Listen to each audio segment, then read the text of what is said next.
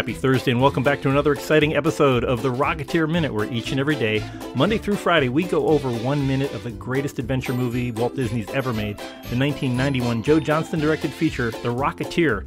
I am one of your hosts, Jim O'Kane of TVDads.com. And I'm Hal Bryan, an airplane nerd from the Experimental Aircraft Association here in Oshkosh, Wisconsin. And Jim, I hear the music. You're listening to a special Billy Campbell episode on the Rocketeer Minute. Ladies and gentlemen, Billy Campbell. Guys, it kind of makes me cringe, actually, that music. We can make it bigger if you'd like. No. More dramatic. More Another timpanis, 30 seconds of fanfare. Oh, my Lord. Thanks for coming back yet again for another in-depth behind-the-scenes look at our favorite movie. Oh. And we are once again, you're there looking at poor Jenny covered with soup, and now finding out about Cliff's tragic day on the runway, and how they were almost not sitting there eating soup. And, well, first of all, she maybe more than anyone I can think of looks good covered in soup. I agree. And let's just she get knows how that to wear soup right out in the open. Yeah. How many takes was that? I was just wondering about. They had to do like the pre-soup scenes and the post-soup scenes, and I'm assuming that dress, that bib part of the dress, was like replaceable. I don't really recall, but it had to have been. There had to have been a double, at least a double. But I don't recall it taking more than a one thing. I think, and in fact, I think it was, unless I'm mistaken, I think it was Joe himself that threw the wheel in the soup. Really? I think so. I think he was nervous about it not making the right splash or something. And at least if memory serves, I think that was him. Yeah. Wow. That was a great set, too. I mean, I've seen in the official souvenir magazine, they have all pictures of how the different wild walls would slide out and they'd be able to shoot from just about any angle. And it's an amazing creation of a really very authentic diner. I think we've all been in those kind of diners, and it's just the details are incredible. It was a fantastic set. Fantastic set. I actually don't remember there being wild walls, because the thing was, it had to be solid. We actually did we? No, maybe we didn't. I think there was an attic built separately when we were up in the head of the Bulldog. Right. Unless I'm mistaken. But in my memory, anyway, that thing was all of one piece. Wow. Well, I know it had to be pretty sturdy because later there's going to be that big fight scene where there's a whole bunch of you climbing on top of each other and not wanting to go through the thin. You didn't want to do another one of those laughing bandit things with knocking on the flats. No. But never let it be said that Billy Campbell failed to bring down the house. As they say. That's right. Okay, I'm sorry for that. But it's now this. I guess this is down in Culver City. I guess is where this is all being shot. No, the Bulldog Cafe was in an orange grove out past Six Flags. I can't remember the name of the area. What's the name of the area? Well, Six Flags is out. It's on the tip of my tongue. Anyway, I can't really recall. Okay, but I didn't. So this was an indoor-outdoor set. Then where it was. Yeah, where you were spilling out. They were shooting. Wow. Yeah, indoor-outdoor set. I wish I could remember. Valencia. Oh, okay. Wow. Yeah. So we were just after you get off the 5 there, and you go out. Maybe you go out to 126. Yeah. I think that's what it was. And we had some other stuff that was going on out there as well.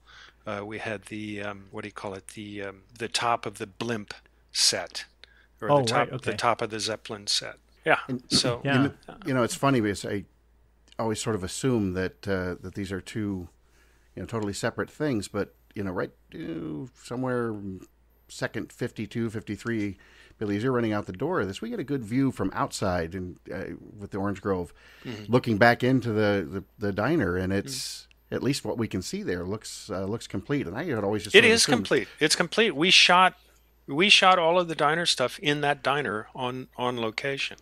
I just can't quite recall the attic, if the attic bit was right there as well. And it might have, I just can't recall that. I know I was up and down that ladder that is in the actual Bulldog on the actual location many a time. I just can't remember if the attic set was actually there or not. I gotta think it was, because that was a full, complete thing they built. Yeah, it did have a number of scenes. I mean, you were doing, there's this evening scene here, eating dinner. There's the breakfast scene at the very end. Yeah. The day after, and then there's the scene where you fall down on top of America Martin as you're climbing up and down the ladder. That's right. So, but yeah, it's quite and that fight scene. So got a lot of mileage out of this one area, but definitely worth it for the amount of time that they put in. All the decorations, all those little photos and things. And if I may, speaking of those, figured something out fairly recently that's pretty excited about. And that is, if you look at, say right about second 3, second 4, that's where we're shooting over Jennifer's shoulder, looking at Billy, and sort of almost centered at the top of the frame. There's a bunch of pictures, but there's one that goes off the top of the frame, but it's not covered by either of your heads. And I had a suspicion about what airplane that was, and doing a bit of digging, I actually found that photo. Did you? And so the airplane's a Crosby CR4. It's a one-off air racer. Are you flea picking again? I am flea picking in a wonderfully good way. It was it first flew in April of 38. So here in the movie we're October of 38. So that's legit. Now this photo itself wasn't taken until September of 45, or excuse me, not September 45. October of 39. Sorry about that. It was another date. But the other interesting thing for me is. So that very airplane in that photo, only one ever built. I see that airplane every day of my life. It hangs in our museum here in Oshkosh. Huh.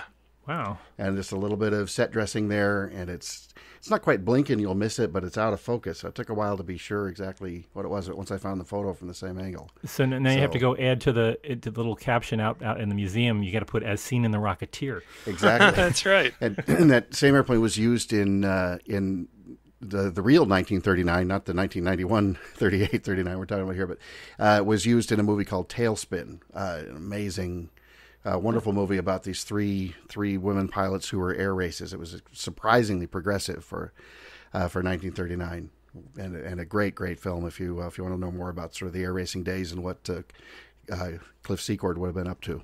It was a 1939 film? Wow. Yes. Tailspin. Wow. Okay, I have to Called look Tailspin.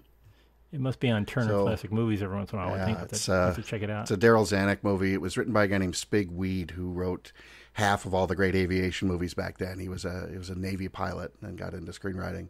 He had 3 leads: Alice Faye, Constance Bennett, Nancy Kelly. Jane Wyman is in it. Is it a comedy? Yeah, it's.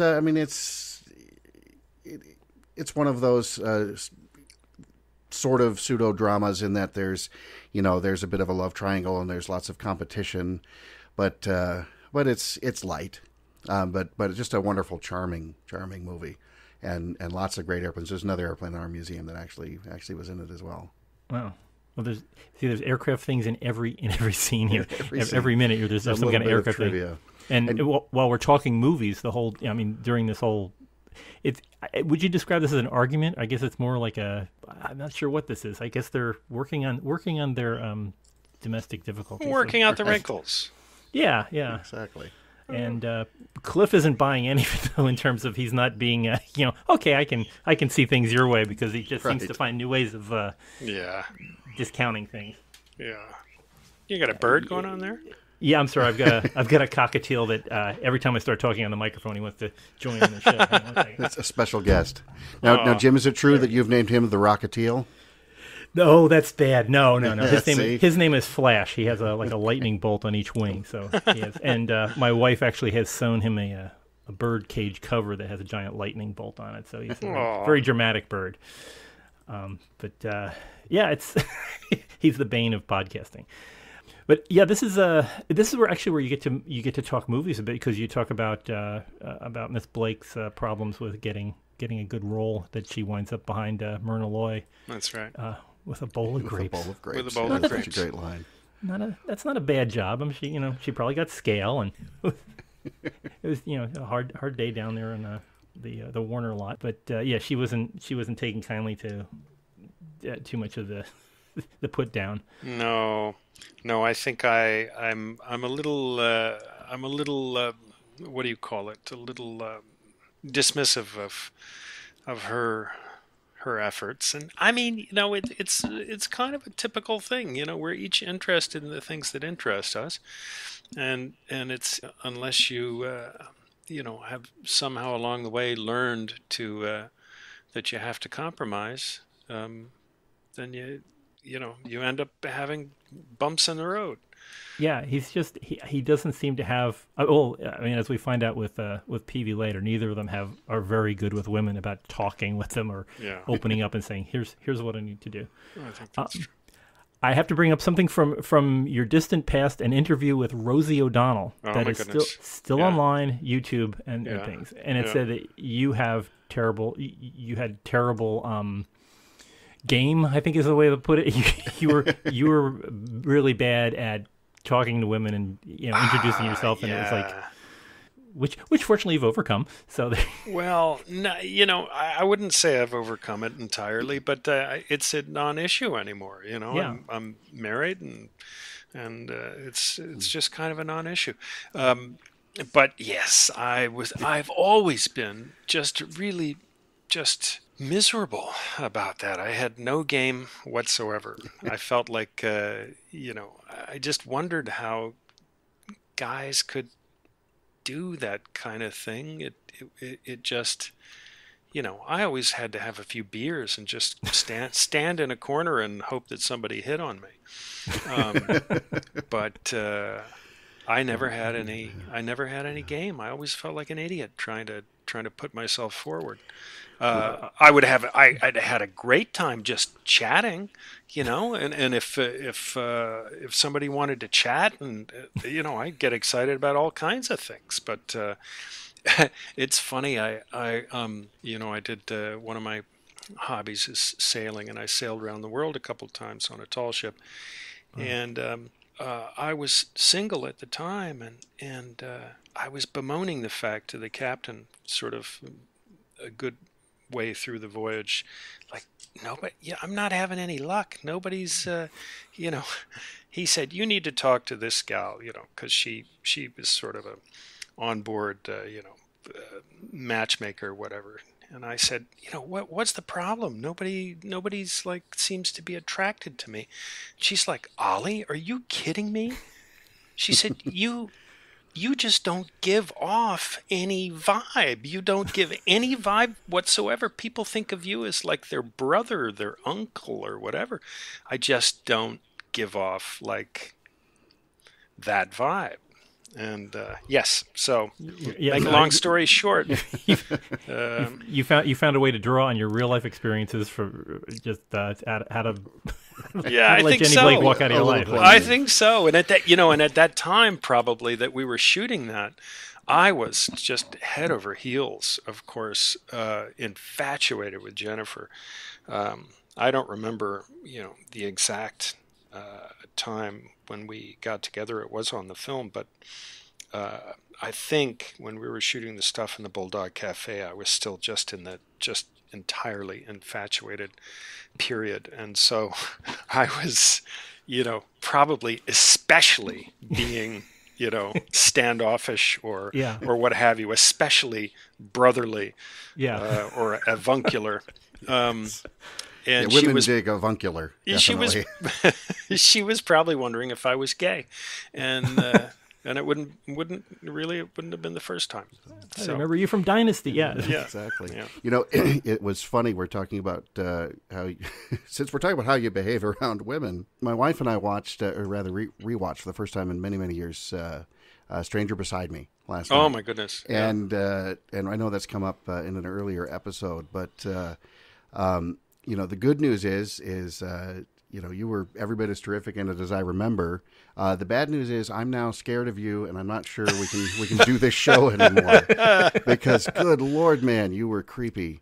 There's a whole scene. If you haven't seen it, go watch it. True story about Ted Bundy. One of the worst serial killers of all time. But there's this scene, Billy, where you're promising Barbara Hershey as Anne Rule that no harm will come to her daughter. She's safe out there. I can promise you that. And we're sitting there knowing why you could make this promise. Yeah. And boy, you just get chills. And then the trial scenes at the end where you are just. I don't know if I want to go buy you a beer or punch you in the mouth because you've got this total perfect, easy confidence. It's the exact opposite of everything we were describing, and you're flirting with the women in the courtroom and everything. Gosh, it was an awful lot of fun to go back and watch that. I have to watch that again. I haven't seen that in years. My wife said, "Say hi to Ted Bundy for me today." So. Oh, tell your wife I said hi. Nope, not gonna do it, honey. If you're listening, if it's any help, I watched the pilot episode of Once and Again the other day, which I hadn't seen since back in my TV Dads days when I was following single dads. And you play a great single dad. I mean, at the time I was a single dad, and it was like, yeah, that's pretty much everything you go through. Like, I don't want to get involved in this, and I've got too many things going on. Just the whole chemistry between you and Cilla Ward and the whole, you felt like families watching that. So dear to my heart, that show, and all of those people as well. I'm still in touch with I think most of them. Great casting. I mean, and the writing was clever without being maudlin. I mean, there's a lot. It could easily have had a lot more soap opera elements to it. Definitely. But, at the time when it was out, you're running this website at the beginning of the internet for single dads on TV. Yeah. I would get a lot of people just writing to me about different shows that they watch, and one of the most frequent topics was Once and Again. People would say, that's more what it's like. That's not people think like Family Affair where you have like an English butler to take care of everything, and you're out dating supermodels, and it's like, no, it's not like that. It's laundry and trying to get and finding out your kid's doing something at school that you didn't know about. So it hit home with a lot. I'm sure you got a lot of fan mail from that about how realistic it was. I did. I got it. That show really touched a lot of people, and I think for good reason, because it touched us who were part of it, and I was really, really sad for it to be over. Yeah, there was a lot of, I hear maybe more than most other things in my career, I hear from people that love that show. What are you like typically what are you most recognized for? I mean, do most people come up to you and talk, "Hey, the Rocketeer's here," or how does what usually hits? It depends where I am. It depends on who is sort of recognizing me. I think sometimes if it's a woman, sort of between the ages of 35 and 45, then it's probably the Jennifer Lopez movie, Enough. Though it could be Once and Again. If they're Hispanic, it's almost always Enough. And it's funny. It's funny how it all sort of parses out. But it depends. It really depends on who's recognizing me and where I am in the world. In Latin America, it's almost exclusively Enough. How often do you watch your old performances? I mean, I guess. Not very often, and honestly, and it's, I mean, some things I haven't yet seen. So, I mean, it really depends. Some things I find it very, very difficult to watch. The Star Trek episode for one. That was on BBC America the other day, by the way. I thought it came up, coming up next, and I was like, it's this one. It's not as brutal as I'm sure for you. It's brutal. You're your own harshest critic. It really is brutal for me. I just was Anyway. Well, it's got to be tough looking back on something like that because you don't get the chance to suspend any disbelief whatsoever. No, I would assume. No. As you're watching it, you remember, the sets and the boundaries and the lights and the crew and everything else. And that's got to be strange. I mean, you're one of the only, we have this great time talking about this beloved movie, but Jim and I, even as we dig deeper and deeper into it and understand more and more of what goes into it, at least for me, I can still sort of turn that off and just sit back and just love the story. But that's got to be harder for you. That's sort of unfair. By being in it, you... Well, it is because, at the best of times, as I said, I think I said before, I've never become entirely comfortable in front of the camera. And in my very best moments, I just manage somehow to kind of forget that for a moment. And but I don't think I've ever done a performance where I was happy with every single scene. And I realize that I am my own worst critic. I actually, when I see the scenes that I don't like, I can remember vividly how uncomfortable and how self-conscious I was. And so the performance looks, it just looks worse than I guess it does, to other people, than it would to other people. And I've had the experience of, I did a film a few years ago in New Brunswick in Canada called Copperhead, and it's a Civil War era film, and I did it with a fellow the same fellow I'd worked with on Gettysburg and Gods and Generals, Ron Maxwell, and I was the lead in this one, and I remember being terribly self-conscious. I got the movie, I sort of stepped into the movie. They were already shooting, and somebody else had to leave the part, and so I stepped in. So I had zero time to prepare or do anything, and I felt terribly self-conscious. And but the joy of it is that here, some years later, I rewatched it recently. Oh, I rewatched it because Alan Arkin sent me a message. He was like, "I just saw your film, Copperhead," and he just went on about it. He loved it, absolutely loved it. So I rewatched it because I'm like, well, maybe I missed something, and I was kind of gratified. I thought I did a pretty decent performance, and I remember thinking when I'd done it, oh my gosh, maybe I'm going to kill my career. But so yeah, it doesn't always happen that I'm forever critical. Sometimes I see things years later and they seem to have been okay. This particular scene that we're looking at right now in the Rocketeer, do you feel that you did a good job of being a jerk in this, of getting across that you were not being a jerk, but being kind of blindsided by what you were saying and the effect that was going to have on your girlfriend? Yeah, I think so. I get a little, sometimes it's really not about sort of the overall thing for me all the time. It's sometimes it's just a line delivery. Sometimes it's the stupidest, most inconsequential line that for some reason I can't figure out how to say it. And then of course, if I was to sort of have my senses come to me, I would realize that it's not about figuring out how to say it. If you just get in the moment, you don't have to worry about how to say it. It'll just come out the right way. But I can't always remember that. So I think for the most part, I'm okay with that scene. Yeah, in terms of the movie so far, as we've been going through, the only thing that you were upset was how kind of you had a bit of a poached face on as a hangover from getting in the GB the day after shooting. But that seems to be about the only negative so far. But so generally, so far you've had a good experience on this. I just had a minor throb in my forehead just now thinking about that.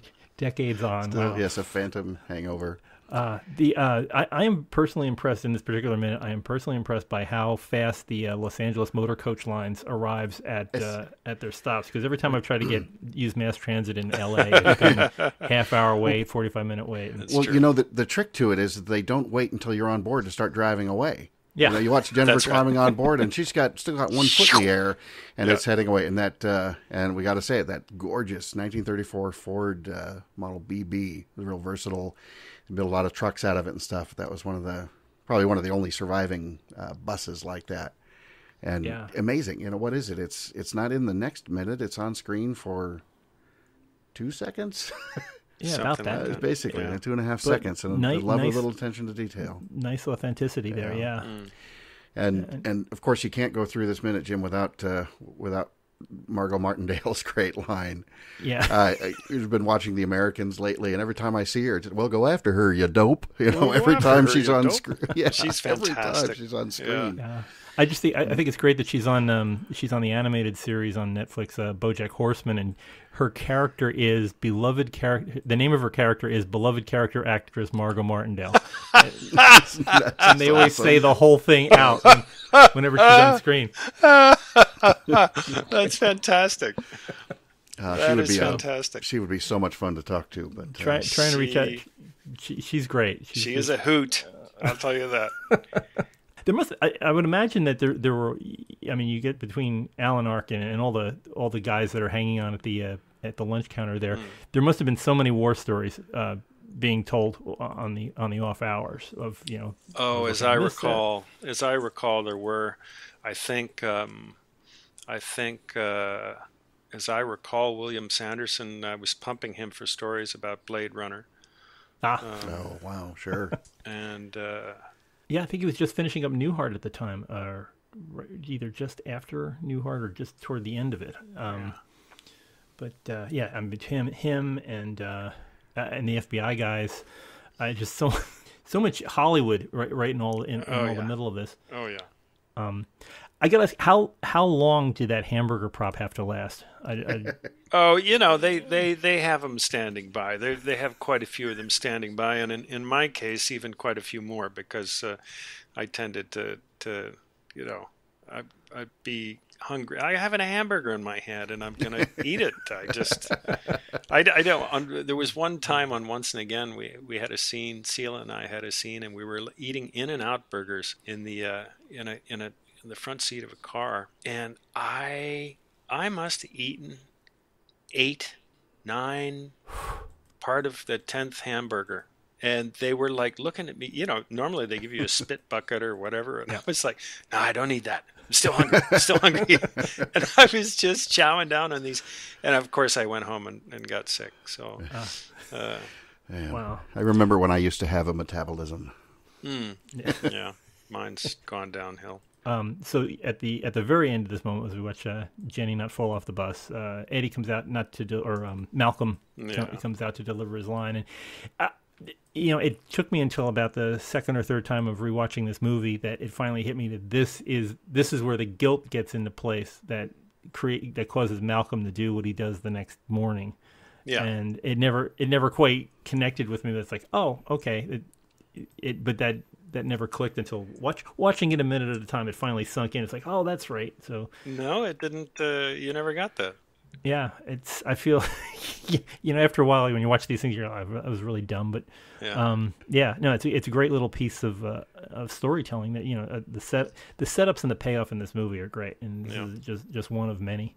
Oh, and Eddie, what a guy. Yeah. Born in, I think, the very year, or maybe the year before this story was supposed to have taken place. He was in a million things. I mean, it just like so many other of the character actors in here, that was his job, as being a follow-on character and being being there, being the buddy, being the next guy over. Yeah. But he does play just a good a burned out World War I flyer. And he gives you something good to act against. Oh, yes, he does. That's the thing, is it's kind of being the somebody that sets you up for the shots. He's the assist. Yeah. How late at night was this shot? I mean, I would assume that you have to wait for sunset and things like that. But are you doing this mostly post midnight, or? I don't really remember. But yes, I think you was sort of waiting for golden hour. I think it's kind of not golden hour. Sorry, past golden hour, but not so that it's flat out dark. Yeah. I think mostly we shot, not. I don't think we ever shot in flat out nighttime that I recall. Well, I would think the Griffith Park ones are probably late night. Cause that's right. That's right. I think they only shoot on Monday nights or maybe Sunday nights. Yeah. So that you have to like time everything. No, I meant at the Bulldog Cafe. At the Valencia site. Yeah. Yeah. Yeah. I guess this was a little bit easier because you were in the middle of the city and stuff like that. And although from what I'm understanding, we've been talking with other folks about some of the shooting, that everything where there's an orange grove is pretty well gone. This is all now housing developments and condos and things. So that doesn't surprise me. But still, this was a beautiful minute. I mean, just the lighting, the moving the plot forward, soup and everything else. Yeah, it's the soup. We're going to talk a little bit more about this, enchanted evening with the end of a perfect evening. But let's pick all that up tomorrow here as we're finishing out the week. For everybody who wants to get in and talk some more about what we've been talking about, we can talk about the career of Billy Campbell and all of your memories of all those things. We're going to be talking about that more in the future. But you can reach out to us on social media. Twitter, of course, Rocketeer Minute. Facebook, go to facebook.com/Rocketeer Minute. There's a bunch of people chatting there.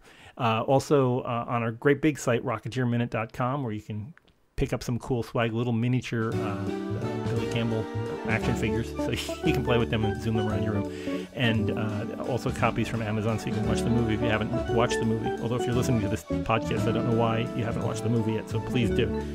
Also, check us out on iTunes, Google Play. You can just go out there and subscribe, get this downloaded to you each and every day so you can catch every blessed minute of the movie, including tomorrow. So get out there, search for Rocketeer Minute, press subscribe, and you'll hear us first thing Friday morning, which is tomorrow. So join us back here at the Bulldog as we finish out the week. Until then, take care and over and out.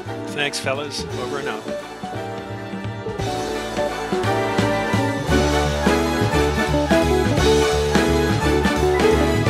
Go get him, kid.